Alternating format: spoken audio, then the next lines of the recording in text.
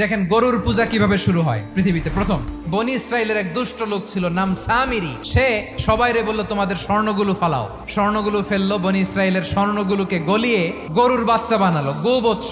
জিব্রাইল আলাইহিস সালাম যে জমিনে এসেছিলেন, ওই ফেরেশতার পায়ের নিচের একটু মাটি সে বুদ্ধি করে প্যাকেটে রেখে দিছিল। স্বর্ণ দিয়ে বানানো গোবৎস গরুর বাচ্চার গায়ে যখন সেই মাটি ছুঁড়ে দেয়া হলো, এখন বাছুরের ভেতর থেকে ভ্যাঁ ভ্যাঁ আওয়াজ আসতেছে। কি আসতেছে? সবাই তো অবাক। সামিরি বলে, আরে তোমরা যে 70 জন দিয়ে মুসা আলাইহিস সালাম রে পাঠাইছো, ওইদিকে এত ঘুরতেছে, আল্লাহরে খুঁজে পায় না। আল্লাহ তো এটার ভিতরে ঢুকছে, নাউজুবিল্লাহ। এটার ভিতরে সেজদা দাও। এই সেজদা দিয়ে গেল। হারুন আলাইহিস সালাম তাদেরকে বুঝালেন, শিরক করো না, আল্লাহরে ভয় করো। শুধু এতটুকুই তিনি বুঝালেন, দাওয়াতি কাজ পালন করলেন, কিন্তু প্রতিরোধ করেন নাই। এই ঘটনা থেকে শিক্ষা কি? শিক্ষা হচ্ছে, আপনি শিরকের আড্ডাখানা দেখলেও বৃহৎ স্বার্থে তাওহীদের দাওয়াত দিবেন, প্রয়োজনে আপনি ঐক্য নষ্ট করবেন না। সুবহানাল্লাহ পড়বেন না?